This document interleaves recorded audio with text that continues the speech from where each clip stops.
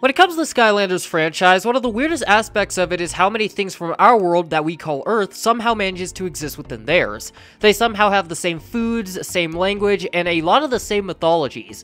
But when it comes to the creatures like birds and such, I don't exactly mind. A lot of them are given the demi-human treatment, so I don't really think it hurts the setting as a whole.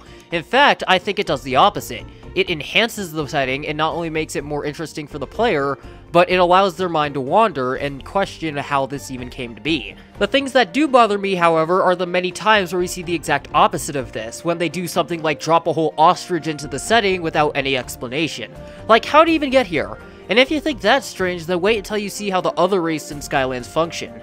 Like the cats. There's either some weird hyper-evolution stuff going on here or something, because that's the only real way to explain why some of these races are both bipedal and still on all fours. And I think the best example of this are the dog and wolf inspired Skylanders. When I first looked at the canine section of the wiki, I nearly freaked out because I thought that I missed a lot of them, but surprisingly, there's a very small amount of Skylanders inspired by canines. And if I'm correct, there's only 3 Skylanders that I haven't already covered, which is exactly what I'm going to do. We're going to talk about the rest of the canine Skylanders that I haven't talked about yet on the channel and dig up whatever cool lore I can find.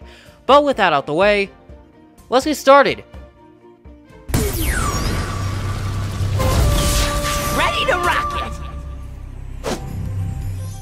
When it comes to the 3 Skylanders that I could have started this video off with, Flare Wolf is probably the one that you expected the least. But what makes him stand out to me is the fact that he's so detached from the other 2 on the list. Those 2 are at least trying to be dogs of some sort, but when it comes to Flare Wolf, he not only stands on 2 feet and looks more like a fox than any wolf that I've ever seen, but he also shoots fireworks. One of the few things that dogs and wolves are actually known for being terrified of.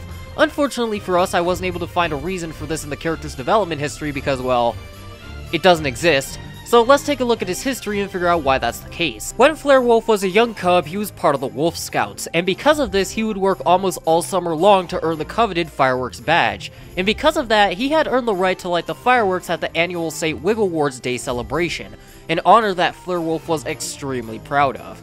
But the day of the celebration, things would immediately go south. A band of evil ice ogres would quickly invade the village and take every resident hostage. Every resident, except for him. He knew that he had to save his people, so he would take the village's stockpile of fireworks and use them against the invaders. One by one, Flare Wolf would take the fireworks to the center of the ogre's camp in the middle of town and light them. And the dazzling display that followed would not only send the trolls fleeing out of the town with their tails between their legs, but the townsfolk would get to witness the most spectacular fireworks show that they had seen in over 100 years. This event would also impress Eon so much that he would go and seek the wolf out, offering him a space in the academy where he would go on to teach a new generation of Skylanders as a bazooka sensei. Now, before we go on to the other stuff relating to his backstory, I need to talk about this first because if I don't, my brain is going to fry. How does Skylands have seasons? That suggests to me at least that Skylands isn't just some dimension floating in the sky, but it's actually a planet, because the only reason seasons exist here on Earth is because of the planet's relative distance to the sun changing.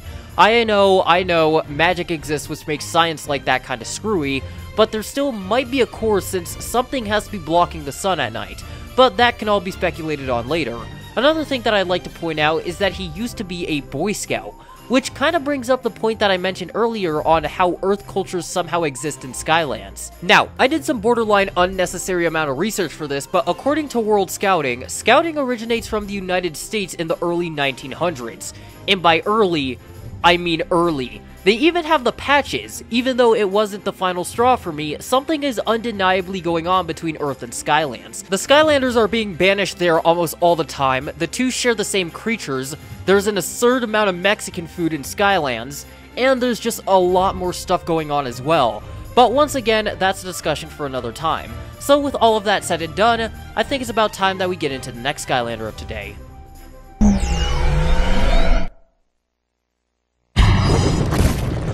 C-Spot burn! When it comes to this video specifically, I know that a lot of you were probably expecting to see Hot Dog here. He's probably the only one that most people know about, but the thing that intrigues me the most about him is his development process because Hot Dog was supposed to be something way different. According to the wiki, while the giants were still being designed in the concept art phase, the other artists, which included Nat Lowe, were working on making more ability-centric Skylanders, and one of them just so happened to be Hot Dog, but not in the way you think. Nat Lowe's original idea for what would become Hot Dog was to have a Taekwondo-like martial artist who kicked fireballs out of his feet, and to do this, he would use Flameslinger's model for the art and even had a firewall attack planned out for his character. Everything was going pretty much swimmingly for Nat Lowe. Well, until he was told to make a dog instead by higher-ups, and even though he was disappointed, the animation team managed to work Nat Lowe's attacks into Hot Dog. But with that out the way, let's get into Hot Dog's backstory. Hot Dog was born inside the belly of the popcorn volcano, and mere moments after, the volcano would erupt and launch him out of it, the pup crash landing onto a tent in a nearby camp that belonged to the Skylanders. Unluckily, Hot Dog landed on top of Gilgrunt's tent while he was still inside, and even though Gilgrunt got out of the situation intact, the tent wasn't so lucky since it burned down completely. Even though Hot Dog was barely a few minutes old in this instance, he would feel bad for destroying the tent, and in an attempt to make up for it, he would join the Skylanders on their mission, acting as the group's tracker, and he would even help the Skylanders fend off a lava monster that the group encountered, literally pouncing at it. When the mission was over, the Skylanders present would bring Hot Dog back to Eon Citadel, and after learning about the bravery and loyalty displayed during the mission, Eon would officially make him a Skylander, and he would go on to make an appearance in Terrafin Battles the Boom Brothers in Return of the Dragon King. Now, before I get into my thoughts, I'd like to bring up that Hot Dog tried to bury Chop Chop on multiple separate occasions, to the point that he taught himself to do it when nobody's looking, so, take that as you will. But another thing that I want to bring up is that he probably joined the Skylanders before SSA, and the reason I know this is because he was taken to Eon Citadel, and not the ruins. I know that the two are pretty much the same place, but it only went by the ruins after Chaos destroyed it. I could be wrong about that, but the wiki did say that he tried to bury Eon's staff, which he only could have if he was still in his physical body. Also, did anyone check on Gilgrunt to see if he was alright after all that? A flaming dog crashing into your tent is going to rattle literally anyone, but let's not forget that Gilgrunt is a war veteran. If anything is gonna possibly trigger something, it is that. But with all of that said and done, I think it's about time that we get into the final Skylander of today. I have a bone to pick. When it comes to all the dog Skylanders that I've seen, I think that Funny Bone is the one that caught my attention the most, not only because he's a skeleton dog of the undead element, but for the longest time, I thought that he and Hot Dog were related. Like, I'm being dead serious, I genuinely thought that these two were somehow related to each other for the longest time, and they just weren't. But with that said and done, let's get into Funny Bone's backstory and see exactly what's going on here.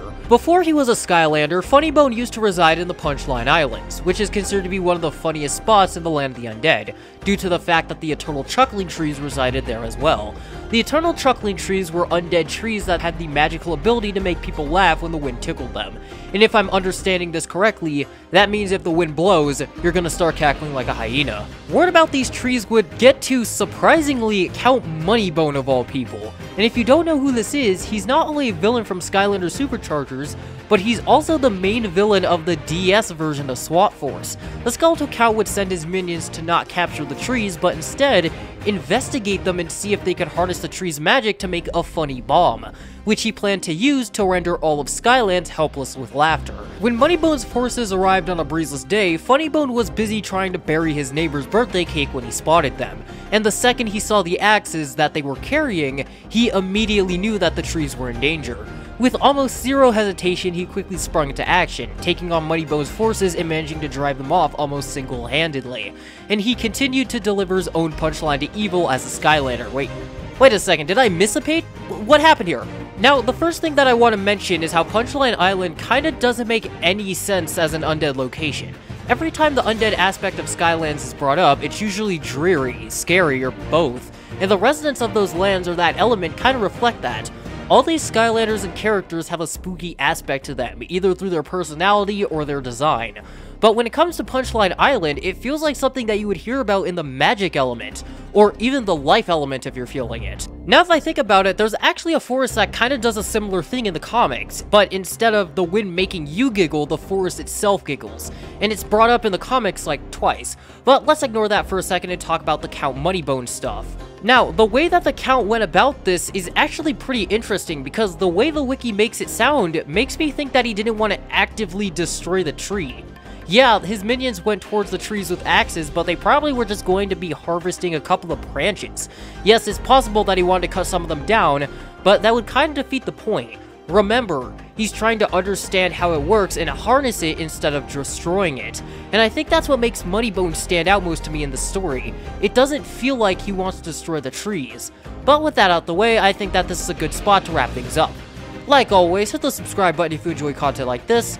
Share this around so I can grow as a channel. Leave some comments down below to make the algorithm happy. And I will see you all in the next one.